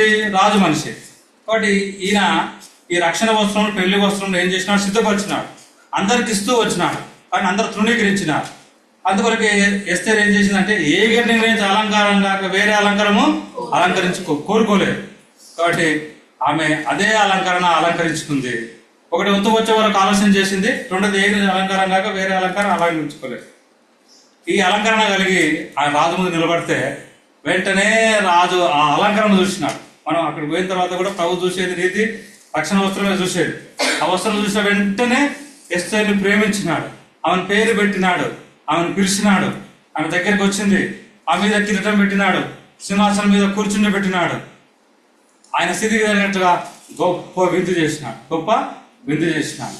ఒక దినాన ఆర్భాటంతో ప్రధాన బుద్ధ సిద్ధంతో దేవుని బులతో పరలోకం నుండి ప్రభు దిగి వచ్చినప్పుడు అక్కడికి ఎవరు వెళ్తారు అంటే క్రీస్తు నందు ఉండి మృతి పొందిన వాళ్ళు సజీవంగా ఉండిన వాళ్ళు. ఎవరు మృతి పొందిన వాళ్ళు? సజీవంగా ఉండి. ఎట్లా? క్రీస్తు నందు ఉండి మృతి పొందిన వాళ్ళు, క్రీస్తు నందు ఉండి సజీవంగా ఉన్నవాళ్ళు. వీళ్ళు మాత్రమే ఆ బూర శబ్దం విన్న వెంటనే వాళ్ళు మధ్యాకాశంలోనికి వెళ్ళిపోయేవారుగా ఉంటారు. ఆ గొర్రెపిల్ల వివాహంలో పాలు పొందడానికి వెళ్ళిపోయేవారుగా ఉంటారు. సంఘం అనే అంతాపురంలో చాలా మంది ఉన్నారు. ఈ కన్యకలందరూ కూడా అంతాపురం నుంచి వెలుపటికి వెళ్ళిపోయినట్లుగా చాలా మంది ఈ లోకంలో వాళ్ళందరూ ఈ అంతాపురంలో నుంచి వాళ్ళ లోకంలోకి వెళ్ళిపోయినట్లుగా ఈ లోకంలోనే చాలా మంది విడిచిపెట్టబడతారు. ఈ క్రీస్తునందున్న వాళ్ళు మాత్రమే, ఈ రక్షణ వస్త్రం కలిగిన వాళ్ళు మాత్రమే, ఈ నీతి వస్త్రం కలిగిన వాళ్ళు మాత్రమే, ఈ హోలీ స్పిరిట్ పరిశుద్ధాత్మ చేత సిద్ధపరచబడిన వాళ్ళు మాత్రమే ఆ బూర శబ్దం వినబడిన వెంటనే వాళ్ళు మధ్యాకాశంకి వెళ్తారు. ప్రభు ముందు నిలబడతారు. ఆ రక్షణ నీతి వస్త్రం ఆయన చూసి ఆ గొర్రెపిల్ల వివాహస్థానంలో మరి ఈ కన్యక ఆ వివాహంలో పాల్పంపులు పొందుతా ఉంది. ఆయన భార్యగా, ఆయన రాణిగా చేపడతా ఉంది. ఇక్కడ ఈ ఎస్తేరు కూడా ఆ వస్త్రం అలంకరించుకుంది. రాజు ప్రేమించినాడు, కిరీటం ఇచ్చినాడు, సింహాసనం ఇచ్చినాడు, గొప్ప విందు చేసినాడు. ఒక దినాన అది మన జీవితంలో జరగబోతాం. ఒక దినాన ఇది మన జీవితంలో మనం అనుభవించబోతాం, చూడబోతా ఉంటున్నాం. ఇది మనం చూడాలి అంటే ఆ గొర్రెపిల్ల వ్యవస్థలు పాపములు పొందాలి అంటే ఎటు సిద్ధపడాలా? ఏగే సిద్ధపరిచినట్లుగా ఎస్తేరును హోలీ స్పిరిట్ సంఘంలో సిద్ధపరిచినట్లుగా మనం కూడా సిద్ధపడే వారంగా ఉండాలనే విషయాన్ని దీనికి వాకి జ్ఞాపకం చేస్తాం. కాబట్టి మనం ఈ లోకం విడిచిపెట్టక ముందే, ప్రభు రాకముందే మరి మన జీవితము ఈ సంఘం అంతాపురంలో మరి ఈ బ్యూటిషియన్ హోలీ స్పిరిట్ అయిన బ్యూటిషియన్ మనం అప్పగించుకున్నామా, ఆయన చేత మనం సిద్ధపడుతున్నామా అనేది ప్రశ్న. ఆయన చేత సిద్ధపరచబడితేనే అక్కడికి పోతాము. ఒకవేళ మనం సిద్ధపడితే మనం అందరం కూడా విడిచిపెట్టబడే గుంపులో ఉంటాం. కాబట్టి మన సిద్ధపాటు అనేది ఎట్లా ఉంది అనేది ఎరిగి అట్లా ఎస్తేరు లాగా మనం సిద్ధపడగలిగి ఆ వివాహంలో ఆ మహిమలో మనం పాల్పొక్కులు ఉన్నట్లు ప్రభు మనకు ప్రార్థన